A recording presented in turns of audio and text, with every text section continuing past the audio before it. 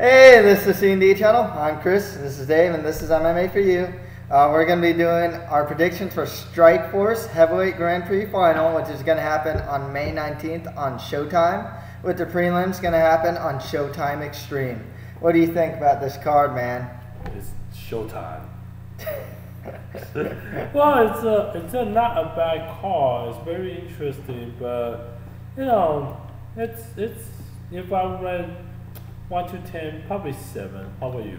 7, 8. Yeah, I like Barnett versus Cormier. That's one of the Definitely amazing. Yeah, amazing fight. Definitely one of the more anticipated heavyweight fights to come out. The Melendez versus Thomson should be fun, but I think it's a lot of people have this foregone conclusion about Melendez winning. Yes. Cavalcante versus Kyle, really solid fight there. And then you do have and just for the main card, you do have a pretty hot prospect in Nah-Shon Burrell fighting as well, and I'm pretty high on that guy. So, and the other card's actually not that bad. A couple good prospects there as well. So I'm actually looking forward to the card. It's actually a pretty good card. Absolutely. I mean, again, it's a good card, decent, you know, but man, I'm looking for something exciting here. Okay, well, we got the War Master Josh Barnett versus Daniel Cormier. You know, this is a tough, amazing fight here. You know, I like Josh. Josh, man. This is a catch wrestling, man.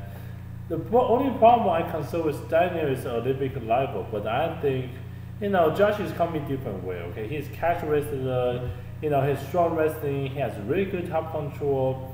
You know, and he's big. He's strong. Oh yeah, actually, Daniel Cormier looks like a blown up light heavyweight, which actually works for him as far as speed goes. But the size differential, yeah, Barnett's gonna be the bigger guy for sure. Yeah, I mean, again, he was a former UFC heavyweight champion. You know who he beat for that? He beat Randy Couture, man. If I'm not mistaken, I think he beat Randy Couture. How amazing is this guy? I think so. Yeah. But then he got popped for steroids. Okay. Well, nonetheless, he's very experienced. Oh, yeah. You know, I mean, do I worry about Daniel? Yes. I mean, do I worry about his specialty Olympic level? Yes. I just think that Josh has a much more experience, catch with you know, strong, good top control. I mean, I'm ready to see some action here. Yeah, Barnett has looked really impressive in this heavyweight tournament, as he beat Brett Rodgers by arm triangle, and then he also beat Sergey Karatanov also by arm triangle. Whereas Daniel Cormier, though, he fought like Monson, and then he knocked out Bigfoot, and that just, once people saw that, I mean, that really opened everyone's eyes, man. He trains at American Kickboxing Academy. He's small for his weight class, but he throws combinations, and he does have power. His takedowns from the clinch are very strong. I forgot the fighter he went up against in Strikeforce. He was just ragdolling him, and he was like twice his size. I totally forgot his name at the moment. He throws combinations when he strikes, which I really like. The only problem is he's going to have to be punching up. So I'm not, you know, it's always a concern when you're the smaller guy, but he's a quick guy as well. I mean, speed, combination, and then, you know, able to overwork the other opponent. It's always a concern for me when I pick the opponent that does not have that. You know, Josh here is big, he's strong. Speed might not as fast as Daniel. Combination, don't really think it's going to happen. But, you know, bigger size, you know, hopefully Brock Lesnar style, go for the, you know, take it down. No, I mean, I'm just saying, the big guy, you know, he can always, you know, go over the wrestler, top control, you know, dominate the fight. If he can get the fight to the ground, that's the thing. I do concern. Okay, next right after that, we have lightweight for the lightweight championship, Strikeforce lightweight championship. El Nino Gilbert Melendez fights Josh the Punk Thomson in a rubber match. This is a good fight, but the only problem is, I think I've been heard this 10,000 times. Everybody just say, "Oh, Melendez gonna win." Well, I say the same thing. Yeah. You know, I mean, you gotta look at their second fight. I mean, it's probably gonna be like that. You know, it's probably gonna be a lot of striking, some brawling even. I think Melendez at this point is probably the better striker. Absolutely. You know, he'll avoid the push kick. You know, Melendez will throw his jabs. He'll probably defend. They both defend each other's takedowns. I think they trade together. I think just Melendez is a little better at every area than Josh Thomson. At this point, you know, Josh he's a good opponent, you know, he's well-rounded enough, good striking, I like his push kicks a lot especially, his wrestling is solid, takedown defense is great actually, tough to finish, you know, he has good Brazilian Jiu-Jitsu as well, you know, but so does Melendez, but I think he's just better at that in every aspect, to be honest. I mean, again, I want to emphasize Josh Thomson, he is a really good fighter, like you said. If he follows other people, the turnout will be different. Melendez, I agree with you, just that much. He just a little bit better in every single aspect we just talked about. Exactly, yeah. And if you watch their second fight, I mean, it showed. And that's the thing, it showed. Because Melendez was the better striker, you know. Thomson was always in there. You know, wrestling, they were both defending each other's takedowns and whatnot, you know. I'd argue that Melendez has the better ground and pound, maybe even the better at scrambling, because Melendez is really good at scrambling. You know, both have good cardio. So, but yeah, just gotta go with Melendez. Absolutely. Okay, next right after that, we have Rafael Feijao Cavalcante versus Mike Mac Kyle. Again, I've been Cavalcante's fan for a while, but I kind of Mike Kyle. Mike Kyle's a tough dude. I gotta admit, he's a guy that really was stuck in. He's kind of like a mid-tier guy, but like he's kind of getting out of mid-tier, kind of too. He's actually looking pretty solid. I got Feijao though, man. This guy's Muay Thai is stellar. I like his knees. His Brazilian Jiu-Jitsu is really good. When he gets taken down, he gets back to his feet. Watch the King Mo fight. He has pretty good takedowns himself. He's just a well-rounded guy, man. A former champion too. Absolutely, Cavalcante. You can never count him out. I mean, again, I feel he is really strong. He will win this fight for sure. But I just say I point out something like Mike Kyle. Okay, 19-8 and one record, 12 KO, TKO, 3 submission. I mean, the guy is not bad. Oh, you know, 32 years old, but his experience, he fought in heavyweight before and then lightweight. I mean, this guy trained AKA. Light heavyweight. Light heavyweight, AKA, dude. Good job, good staying out. You know, I mean, he has the power. Yeah, actually with his power, he fought Antonio Big Split Silva in the first couple seconds, threw an overhand and knocked him down. I thought he was actually going to win. He has major power, that's the thing. No, you got major power here. But both these guys actually have some good power, to be perfectly honest.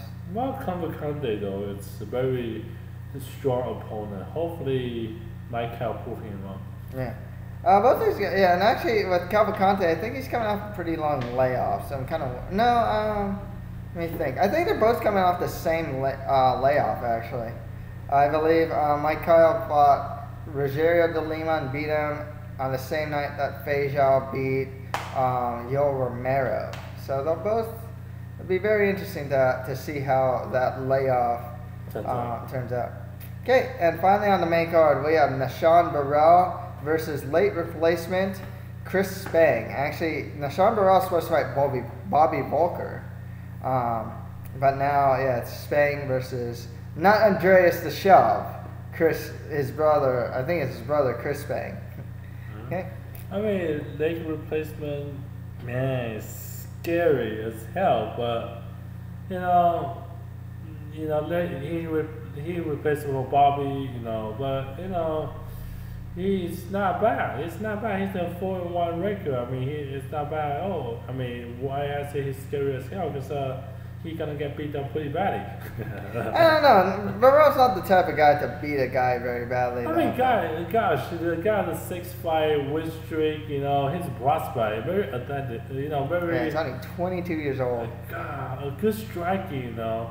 Yeah. I question his cardio, but man, 6 KO, TKO, dude. I can see your KO coming out. If I'm not mistaken, the announcer said that Nah-Shon Burrell was in college. He was a track star. If I'm not, he did track and field. So what happened to his cardio, dude? I don't know. Yeah, it's different for fighting, I guess. One thing is, I think he lost against James Terry in this last fight. To be perfectly honest, but he's good. I mean, like I said, the guy's just really athletic. I mean, he's a natural athlete. He's showing much improved striking. You know, his ground game's getting better. I mean, he got out of like Terry had him in mount, and I think he did like a sit-up, a crunch to get out of it. Like seriously, and like he did a crunch, and then like he posted, and then he just started scooting back, and he got out of mount. What the hell just happened, dude? Yeah. So I mean, that's to show how athletic this guy is. So, absolutely. Yeah, I got Nah-Shon Burrell. I'm pretty high on him actually as a prospect. That's why I say it's pretty scary. It's Chris is not gonna get any love. What? He's not gonna get any love. Okay, on to the prelims, which is gonna happen on Showtime Extreme. We got Gesias JZ Cavalcante versus Isaac Vallie-Flagg. JZ not bad, but you know Isaac's not bad. Oh, dude, No, 12-3, 1 record, 5 KO, 3 submission. You know, I don't know, man. The guy hasn't lost since 2007. Yeah, man, he hasn't lost. Yeah, that's the thing. But you know, he hasn't fought a lot. If he's only had, well, no, I think one of his fights was a draw, if I'm not mistaken. So, yeah, he hasn't lost since 2007. I always have a soft spot for JZ Cavalcante, though, man. He's always had good standout. His Muay Thai is good. He trains at Imperial Athletics / the Black Zillions, and really strong Brazilian Jiu-Jitsu. I think if he gets on the ground, too, I think he can, you know, Vallie-Flagg has 3 losses by sub. And knowing that Cavalcante has such a strong Brazilian Jiu-Jitsu game, I think he might, if he gets to the ground, I think he'd win the ground battle. I mean, I do worry about that as well. Yeah, that's. But and the thing with Vallie-Flagg, he's looked good though. When training at Jackson's, he got a good game plan, so it makes me a bit worried there as well. That's what Jackson give to you, man. Yep. Next fight after that, we have Virgil Zwicker versus Guto Inocente, Carlos Augusto Fila. We'll call him Guto Inocente because that's what most people call him. Go Guto. Yeah, I gotta go with Guto Inocente as well. 5-0 record, undefeated. 2 KO, 3 submission, finisher. Yeah, man. He's only 25 and he trains at Imperial Athletics, also a Black Stallion guy. It does kind of worry me 2 things. One, he's never been past the second round. And 2, it's his first fight in the U.S. Oh, double negative. Yeah. Zwicker, though, I remember, you know, he trains at Team Quest. He's fought at heavyweight and light heavyweight, you know. And he does have a notable win over OSP, actually. Oh, wow. You know, he's trading wins and losses right now. I got to go with Guto Inocente to win this one. Me too. Okay, next fight after that, Derrick Mehmen fights Gian Villante. Gian Villante, is this even a choice? No, I mean, Derrick Melendez, he looked good. In his last fight against Roy Jones, not the boxer, he showed really good wrestling, actually. You know, and good top control. He's only 26, trains at ATT. Villante, man, 6 KO, 2 submission. I mean, the guy is, you know, pretty scary, dude. Yeah, I'm actually picking Gian Villante to win this one as well. He was the number 2 light heavyweight prospect in the 2010 Bloody Elbow scouting report. His wrestling's actually solid, and actually in his last fight against, I think it's Trevor Smith, if I'm not mistaken, he showed really good takedown defense as well. His striking has been really improving. He has a heavy hand, dude. Yeah. I like what I see from Gian Villante, despite losing to Chad Griggs and Lorenz Larkin. I think he's still a prospect to look out for. He's actually improving. I like what I see from the guy. Me too. Okay, next right after that, we got some 2010 Bloody Elbow scouting report prospects here as Quinn Mulhern fights Yuri Villefort. What's Yuri 6-0, undefeated record, 2 KO, 3 submission, 21 years old, young. Yeah, trains also at Imperial Athletics, the Black Zillions. He was the #1 welterweight prospect in the 2010 Bloody Elbow scouting report, but Quinn Mulhern was actually the #8 prospect. Mulhern was a King of the Cage veteran. He's really tall and lanky for it. He's 6'3", really good submissions, but his takedown defense isn't that great. But his submission bit, he's a submission specialist. However, Yuri Villefort, well-rounded guy. He has a background in judo, BJJ, and Muay Thai. That's the thing. His brother is Danilo Villefort, and being 21 years old, trains at a good camp, got to go with Yuri to win this one. Gotta go with Yuri. Okay, and finally, I don't know if this fight's actually happening. I read it in one MMA website, so I'm gonna see, but we're still gonna do prediction for it. This fight if this happens, we got James Terry versus Bobby Green. You will pick. I got James Terry. Trains with Kung Lee, so striking's been really improving. He does have strong wrestling and some heavy hands. Well, I pick Bobby Green. 17-5 record, 7 KO, TKO, 8 submission. 25 years old, not too old yet. I mean, pretty young. 2-5 win streak. Pretty cool. Yeah, no, Bobby Green's interesting because he's I believe his fighting style is either, I think it's street, if I'm not mistaken. His fighting style is street. But I like I'll go James Terry here. All right, let's do a recap, man. Okay, recap. We got Josh Barnett versus Daniel Cormier. Josh. Okay, I got Daniel Cormier. Gilbert Melendez versus Josh Thomson. Melendez, yep. Rafael Feijao Cavalcante versus Mike Kyle. Okay, I got Feijao. And Nah-Shon Burrell fights Chris Spang. Gotta go with Burrell. Yeah, gotta go Burrell there as well. On to the prelims. Jay-Z Cavalcante fights Isaac Vallie-Flagg. Okay, I got Jay-Z Cavalcante. Okay, Virgil Zwicker versus Guto Inocente. Yep, I got Guto Inocente there. Derrick Mehmen versus Gian Villante. Yeah, I go Gian Villante there. Quinn Mulhern fights Yuri Villefort. Yep, Yuri Villefort. And then finally, James Terry versus Bobby Green. I got James Terry. Okay, that's pretty much it for our predictions for the Strikeforce Heavyweight Grand Prix. If you have any comments, just leave them below. Got any final words, my man? Not much, man. I mean, this is exciting, prediction. We've been doing prediction a lot now. I mean, I don't know. Any feedback to tell our audience besides you guys better subscribe us? Not just kidding. No, we'll probably do another discrediting fighters by discrediting their opposition. That's pretty fun. Probably do it with like Fedor, Cavalcante, Melendez. And we'll probably find some other fighters to discredit as well. Yeah. Send us an email, put in a comment, see who you want us trash. Let's put it out. And then as far as this fight week goes, I mean, you had Tuesday UFC on Fuel, Friday Bellator, and Saturday Strikeforce. Great night for great week for MMA. Yeah, it's awesome week. We have a lot of viewers. We have a lot of subscribers. Again, tell us what can we do. Put it on Facebook. Share. If you think we are good, share with other people. Get us more people to watch these. Subscribe us, support us. Thank you. Yeah, thank you guys very much, and that's it for MMA for you. Thank you guys.